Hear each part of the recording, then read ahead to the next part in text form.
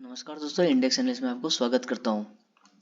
दोस्तों, बात करेंगे निफ्टी मिड कैप के ऊपर, क्योंकि निफ्टी मिड कैप का मंडे को एक्सपायरी होने वाला है। तो निफ्टी मिड कैप के लिए कौन सा एक इम्पोर्टेंट सपोर्ट और एक इम्पोर्टेंट रेजिस्टेंस हो सकता है कि अपसाइड के लिए और डाउन साइड के लिए, तो इसके ऊपर थोड़ा एनालिसिस करते हैं। तो दोस्तों, ये रहा 15 मिनट का टाइम फ्रेम और ये रहा मेरा लेवल जो कि मंडे के लिए है।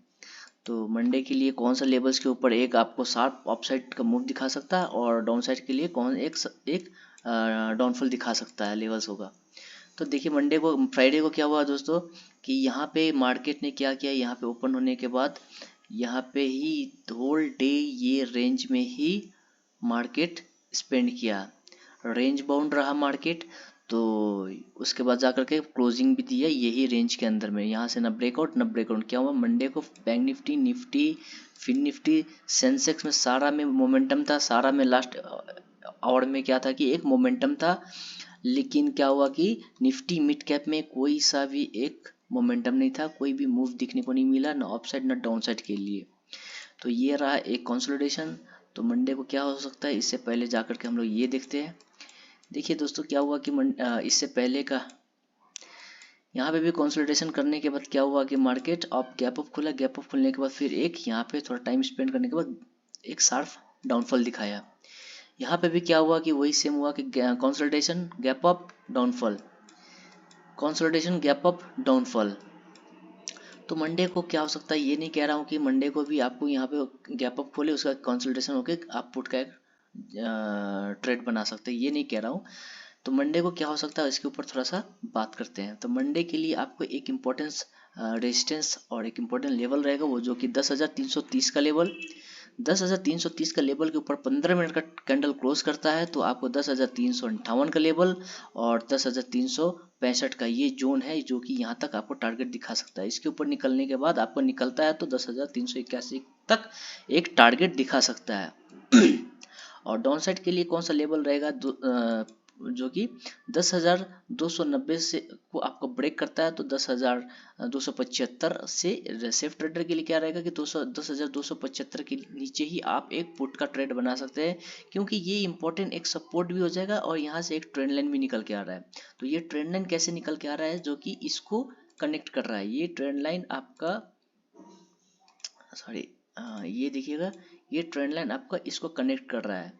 तो ये ट्रेंड लाइन आपका हो सकता है इसको फिर रेस्पेक्ट करके अपसाइड जाए, या तो आपको यहाँ पे मार्केट यहाँ पे खुलने के बाद इसके ऊपर जा करके क्लोज करता है। सेफ ट्रेडर इसी के नीचे पुट बनाइएगा, जो कि टारगेट आपको ये ट्रेंड लाइन भी ब्रेक होगा। सपोर्ट, जब जब trend line support break down होता है तो एक शार्प मूव दिखाता है, या वो अपसाइड के लिए हो या वो डाउन साइड के लिए हो। अपसाइड के लिए जब यहाँ ये ट्रेंड लाइन हो, ये रेजिस्टेंस हो, मार्केट यहाँ पे हो, तो उसके बाद यहाँ से ब्रेकआउट करता है तो आपको अच्छा एक मूव दिखाता है। और डाउन साइड के लिए भी वो, तो दोनों साथ में ब्रेक होता है तो एक अच्छा कंफर्मेशन होता है। तो मंडे को यही होगा कि आपका नीचे, इसके नीचे ब्रेक डाउन करता है तो आपको टारगेट 10,241, उसके बाद नीचे का टारगेट रहेगा 10,230 का लेवल। इसको सस्टेन नहीं करता तो फिर आपको 10,200 का लेवल से लेके 10,175 का एक जोन है यहाँ तक दिखा सकता है, जो कि ये एक इम्पोर्टेंट सपोर्ट का काम करेगा। ये एक इम्पोर्टेंट सपोर्ट रहेगा, इसको होल्ड नहीं करेगा फिर तो आपको 10,100 से लेके आपका 10,080 का लेवल जो है यहाँ तक आपको एक यहाँ गैप फिल करने के लिए आ सकता है।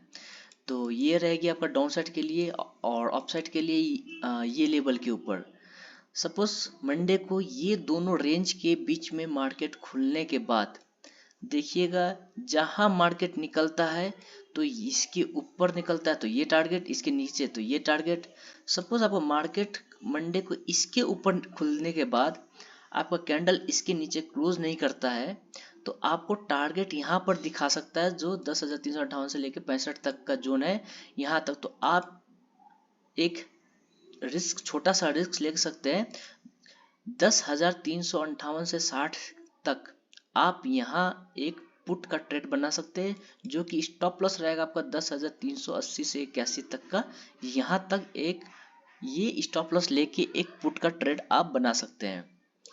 और अपसाइड के लिए जो कि ये टारगेट, फर्स्ट टारगेट ये देगा, उसके बाद आपको शार्प डाउनफॉल देगा, तो यहाँ तक आपको टारगेट दिखा सकता है जो कि नॉन स्टॉप रहेगा।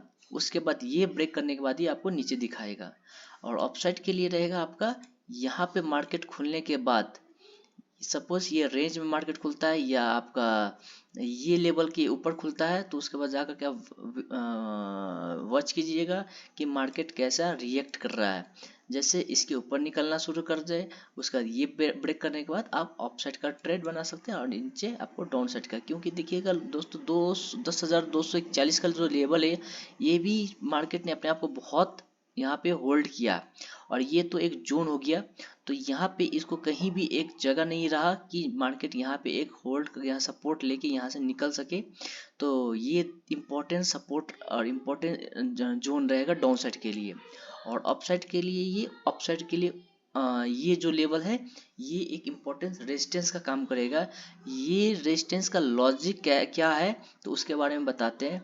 देखिए दोस्तों, ये हाई को मैंने ये लो से कनेक्ट किया, तो देखिएगा 10,000 फिबोनाची का 1.618 का लेवल जो है, ये एक लेवल, ये रेजिस्टेंस का काम करेगा।